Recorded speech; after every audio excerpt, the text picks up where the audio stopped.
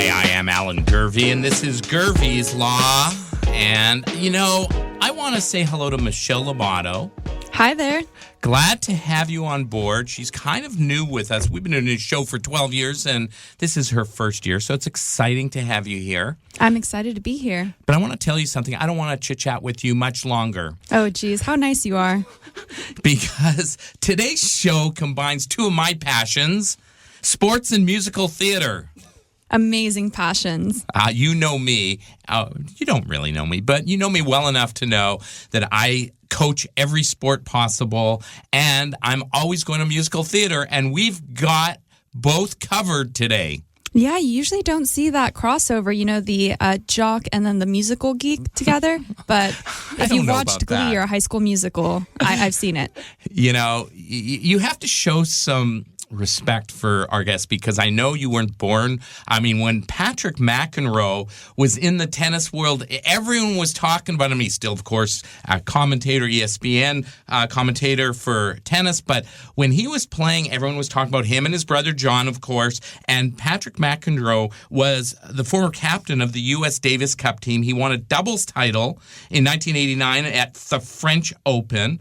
He's now the president of the International Tennis Hall of Fame. He's got a great podcast called Holding Court with Patrick McEnroe, and I really want to talk to him about that, but maybe later. And, ESPN, everyone's watching the tournaments. There's a lot of tournaments, maybe too many. We can talk about that as well. He is part of the power couple duel with Melissa Errico, and I'm not going to introduce her yet because she's not on the line, but Patrick is. So here's a chance for us to talk to Patrick without his wife listening in, and he can say whatever he wants to say. Patrick, welcome to Gurvey's Law. Well, finally, I can get a word in edgewise. Once Melissa comes on, she's gonna take over. But I must say, Alan, this is very exciting for me. And hello, Michelle, because I've done many shows in my years in television and sports and so on, radio shows, TV shows, etc. And I don't think I've ever been interviewed by an actual practicing lawyer, okay? And a workman's comp lawyer, Patrick, no doubt about it. Patrick, we don't say workmen's anymore. I know your wife isn't on the line. It's workers. We have to be politically correct. Okay, and I'm going to tell you, I have to tell you, you were the hook that got you on this show because Holding Court with Patrick McEnroe. Court is where I live. Yeah, well, tennis is near and dear to my heart, but so is the law because my dad, may he rest in peace, was a practicing corporate attorney for his entire career. And, there's another McEnroe brother, Mark McEnroe, who didn't play professional tennis, but he's also a practicing lawyer, as is his wife, Diane. So we've either got tennis, music. My brother John married another singer, Patti Smythe from the great group Scandal. And, of course, my wife is an incredible singer in her own right, doing what she does in musical theater, doing her own cabaret, doing her own concerts all over the world, and even coming to the wonderful Southern California shortly to perform out there. And I'm going to join her out there. And we're going to talk about that. It is really exciting. And you talk about, the legal stuff running through your blood. Your brother John, of course, was known for objecting to a lot of calls on the court. And you as well, but not as much as John. So absolutely, I can see where your father's, his impact and effect are in your whole family. Tell me a little bit about how your father impacted you, because I know you worked really hard. It's interesting to see when you were growing up as a young tennis player, you did all the stuff you talked about, running miles, lifting weights. You would do things differently. But how did you get that motivation from your father? Well, our dad, he worked very hard, and so did my mom. And they were, started out with nothing. And we were lucky enough to move to a town where they had some tennis courts when we were kids.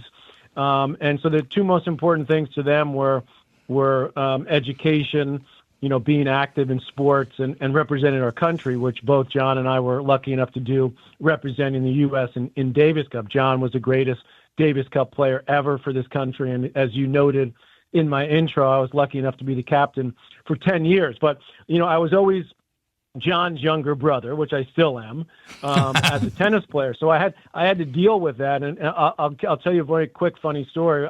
Well, maybe it's not that funny, but when I was graduating from Stanford University with a degree in political science, I decided to take the law boards, the LSATs, right, just because I wasn't really sure, if I was going to make it in pro tennis. And my mom was always very protective of me. I was the youngest, and she said, well, you're not going to be as good as your brother. I'm like, well, nobody's as good as, my brother, Mom. He's number one in the world. So there was a little going back and forth, and my dad and my brother John would always be like, say my mom, to shut up, to stay out of it. But I decided to take the law boards, and I studied very hard. I was a diligent student. I wasn't a great student, but I studied hard. And when I got the law board scores back, and I thought I was going to do really well, my mom looked at the scores, and she said, son, I think professional tennis is in your future. So there you go. That's kind of what happened to me, because I was going to have a television career, but then, I looked in the mirror and I said, well, maybe radio would be better. Right. So it's funny how things sort of work out. But at the end of the day, my parents both passed away about 6-7 years ago. But my mom was very happy with the decision that I ended up making to make a career in tennis. I went into broadcasting. As you said, the captain of the Davis Cup. And so I've been very lucky to do a lot of different things in tennis. I now am sitting at our tennis academy in New York City that I help run with my brother. So I'm working with kids all the time and, hoping to inspire them to get the most out of their ability, whatever that is. And that's what I do on a daily basis. And don't forget about being the president of the International Tennis Hall of Fame, because next year there's going to be, I think, an important event when nominee Roger Federer, 20 Grand Slam wins, 310 weeks as number one. Looks like that's going to bring a lot of attention to the International Tennis Hall of Fame. You are 100% right about that, and I have a feeling Roger's going to get in. Something tells me he's going to. Something tells you the ballot's going to be. It better be 100%. It will be. But we're looking forward to that, because it's going to bring, as you said, a lot of attention. And then the year after will likely be the great Serena Williams, and then you've got Rafael Nadal and Andy Murray, so a lot of what I call one-namers coming into the Tennis Hall of Fame. It's a great time to be the president of the Tennis Hall of Fame. Before we start talking to Melissa, because I know she's joined us on the line, we're excited to talk to her. Last thing I want to ask you quickly, because it's really important to me, and we're getting a little bit serious because I know I appreciate your stories, and they are humorous. Don't think they aren't. But when you started to do Holding Court with Patrick McEnroe, you focus on some of the emotional, psychological issues in youth sports. And that's near and dear to my heart, because my best friend, Dr. Stuart Gershman, has an organization called Buddy Check for Jesse. His son, unfortunately, committed suicide several years ago, and he took this really awful, horrible experience, and he made good out of it by promoting an initiative to help youth sports focus on mental health and mental challenges, which we sometimes forget about. And you have been focusing on it. I know you've had Dr. Jeffrey Lieberman and Dr. Jim Lohr on the show, sports psychologist and the president of the American Psychiatric Association. Tell us a little bit about your interest in helping youth and other athletes, as my good friend Dr. Stuart Gershman does every day of his life. Well, God bless him for doing that, because Lord knows it's needed now more than ever. And I'm happy that at least we're able to discuss it now publicly. I was actually doing a podcast yesterday for the International Tennis Hall of Fame. I do one for them, and I was interviewing Dr. Brian Hainline, who's at the forefront of this actual issue. So it's fitting that you bring it up, because it's at the forefront of my mind really all the time, especially dealing with these young kids here. Melissa and I have 3 teenage daughters, knock on wood, all doing well. But, I think the fact that we're able to talk, when I was a kid, it was like, hey, is this kid mentally tough? And then being mentally tough then was, you sucked it up and you didn't talk, you didn't show your fragility or show any weakness. And there's still a little bit of that in high-level sports, obviously, but it's okay to talk when you're having problems, when you're having issues. We know about the society we live in now with kids, on the phones all day, and so much of their life is social media as they're growing up. So that can be a cesspool of negativity at times too. So I'm happy that more people are comfortable discussing it. Because anytime we can discuss it and bring it to the forefront, I think that helps our chances of saving as many kids as we can, and just people in general. I think a lot of people appreciate that. And Holding Court with Patrick McEnroe is on Sirius XM. Please check it out. It's important stuff, and you get to hear the Stanford graduate. But I want to turn to the Yale graduate now because I was a Brown graduate, so it's Yaleys are a little bit of a competitor here. But Melissa Errico has now joined us, Patrick McEnroe's wife and probably better half, and he would say that. She's a Tony Award-nominated Broadway recording artist and actress, a singer, a writer. In fact, some of her articles in the New York Times about life of a performer should not be missed. Really great stuff. She was called at her Carnegie Hall debut in 2022 a unique force in life of the New York theater. There's no one quite like her. She's had leads in My Fair Lady, Les Mis, High Society, White Christmas, a lot of stuff that is really near and dear to my heart. And I want to tell you, Melissa, before I let you talk, because I know Patrick said that sometimes it's hard to get in a word in edgewise. It is with me. We're going to talk about the American Songbook album and the Streisand Effect, which he mentioned, which he was trumpeting for you in L.A. in a moment. But I was recently in New York, and I went to see, I saw Outsiders, Hamilton, and Juliet, and I was sitting with my kids, 11 and 12 years old. I'm sitting there thinking, I really miss the good old age of Broadway musicals, the Sondheim, the Gershwins, the Frank Lessers, Rodgers and Hart, Oscar Hammerstein, Cole Porter, all of this stuff.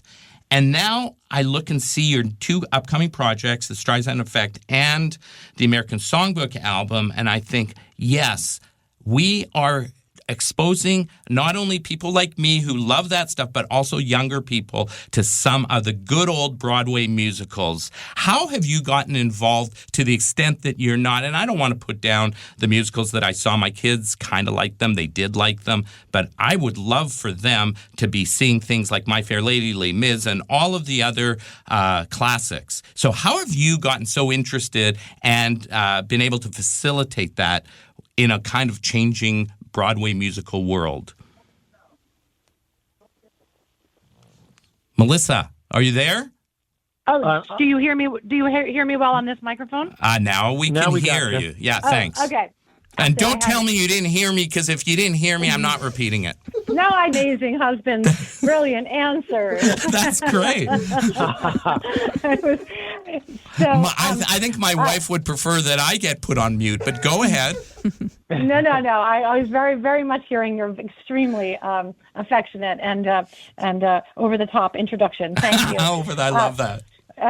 So, I fell in love with musicals because I encountered one of the old Rodgers and Hart musicals as a young girl, and it created, I think, a taste for jazzy, witty, old school humor, and I'm sort of a creation of many influences. The Broadway musicals that are the classic musicals, as well as the fact that I grew up in an Italian-American family where my grandmother and her sister were performers. And her sister ran with the success the most and became one of the most successful Ziegfeld girls, a real showgirl, like an authentic showgirl, with the feathers and from the 20s. Yeah. The Ziegfeld girls were the great immigrants and the great beauties, and Florence Ziegfeld put together one of the this is before there was Netflix, before there was radio. There was the Follies in New York. And so I grew up in a house with women who did that and who had feather boas and walked around with red lipstick and told amazing stories about George Gershwin playing piano at rehearsal. So this is part of my the glamour that I inherited and also really appreciate. I also, through the years, have bumped into and worked with amazing people like Michel Legrand and Stephen Sondheim. I worked with Tony Bennett one night, and he told me, Melissa, always sing the good songs. Just that is good advice. Melissa, the Barbra Streisand Effect isn't just the concert, it's a reflection on inspiration. What drew you to Barbra as a muse? Oh, well, everything. Barbra is a lot of things. Barbra is, first of all, preternaturally gifted. She's brought some of the most exquisite kinds of beauty, that of vocal, intellectual, even colored by a woman's authority. She had authority at a time that it was unique. She's also super funny. She's all the things a garden should have, big, strong roses and small, delicate things. She's absolutely everything. So I am, if you want to just use a metaphor, like let's say I'm a painter and she's the Mona Lisa, and I'm just going to spend time just, enjoying the beauty and the mystery of the smile. Or if we're in the garden, just the idea that there are so many petals on each rose, so much detail. She put care into her music and was authoritative about it as well. She gives permission to people like me to think, well, what's my natural voice? And what would it be like if I were the boss of my garden? I think I grew up in the theater where you're a worker bee and you work on Broadway and you do everything to bring a director's vision to life and you work as a team member in a cast. She did all that. Don't forget, she's really groomed by the discipline of musical theater, but she left and went to LA and made her own albums right away. And that authority and exploration of music is something I'm a little late to. I've been doing it for 15 years, but she was 26. And I started making albums on Blue Note Records and Capitol Records and Warner Music, and I've had a wonderful one on Universal, recently moved to Concord. I've been making albums my whole life, but I never stopped being a working actress as well. So I didn't quite become an industry. And Streisand sort of did, but in the best possible sense. So I'm getting a look at the details of her music, just the amazing songs everybody wants to hear, like The Way We Were and Evergreen and Yentl. But I knew a lot of these people. I worked with Michel Legrand intimately. I toured the world with him. I did his Broadway musical. I've made albums with him. I've worked with Stephen Sondheim and David Shire and Peter Matz. So many people who occur in her book, I know them. It's unbelievable. I wanted to remind you, it's kind of cool, actually. It's almost like I knew her before I knew her, because I knew the music and I had exposure to her people before I really understood how foundationally she's attached to those Melissa, people. I was just going to say, tell us how that translates into the Streisand Effect, which is going to be at the Carpenter Theater in L.A. We're here to welcome you to L.A., debuting November 12th and 13th. Tell us about that, so people, because just listening to you, I'm excited. I want to go. People are listening. Tell us what they'll see. I'm in LA twice this year, and I feel like I have to tell you that I'm here I'm with you November 12th and 13th at the Carpenter Center, where I will be singing a lot of her bold, gorgeous, elegant music, and maybe remind you of what made her such a star. She's kind of the ultimate aphrodisiac of the American Songbook. A lot of people would agree with you. Oh my God, I am with them. And then I'm back with one of the great piano players and singers who toured with Liza Minnelli for 40 years. I have a big holiday show I'm doing in California, in LA, at the Catalina Jazz Club on December 16th. Oh, wow. So I'm coming back in my gorgeous White Christmas from Broadway gown, which needs its own suitcase. I was going to look like a big Christmas. That's fabulous. Something. So anyway, so there's two shows, and they're all related. They're all part of the same river of beautiful music. It will I even have some Streisand, had some very unique holiday music. So I'll be in your world with, as Tony Bennett would say, with the good songs. November 12th and 13th, and again, December 16th. So I'm so happy that you love all this, and I think it's worth giving it a try. And absolutely. Assuming that Streisand Effect is called the Streisand Effect because she has such an effect on everyone intimately in their minds, and also she was thinking globally as well. She was always interested in. Hopefully she'll drop by to see the show. Oh my God! Can you imagine? I think I would die. I'll talk to her. I know some people who know her. I couldn't esteem her more. So think of me as an acolyte, as a painter who's taking a look at Leonardo. I thought you were going to break out in song when you said "Think of me." Go ahead. She is the Leonardo da Vinci of chanteuses. So Sorry, you have also had a recent role as Zelda Fitzgerald opposite Alec Baldwin in a new play exploring her letters with F. Scott Fitzgerald. When you embodied Zelda, what parts of her stayed with you? Is there a phrase, a mood, a line from the letters that you keep circling in your head? Well, that was a very interesting experience because, first of all, I've been friends with Alec Baldwin since I was very young. And he's always... he's always trusted me. And we have a beautiful friendship, and I think he wanted to get back on the stage. I was very touched to be the person he asked. But what are some of my favorite quotes? Well, what's interesting about it was the power of his genius, Fitzgerald's genius. You have Alec Baldwin's genius right there on the stage with it. Mm-hmm. But Zelda was a frustrated ballerina, artist, and she suffered severely, as you probably have heard. So I think she's an intellectual. I do relate to that. She had big dreams at a time in American history where it was a little difficult for a woman to stand on her own 2 feet.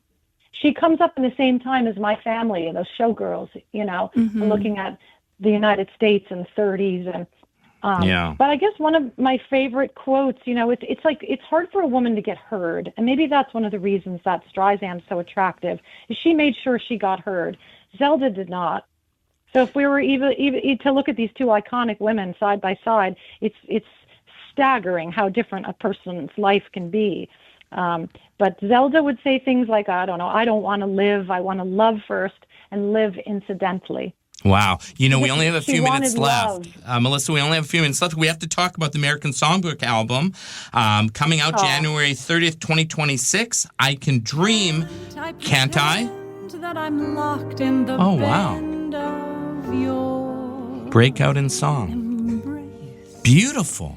For dreams are just like wine.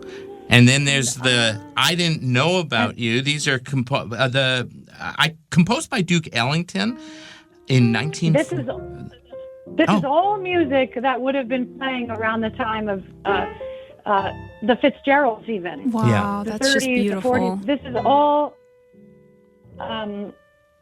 It harkens back to a gentler time and a kind of fragile America, really. You can't really measure the value of these things. They're immeasurably special.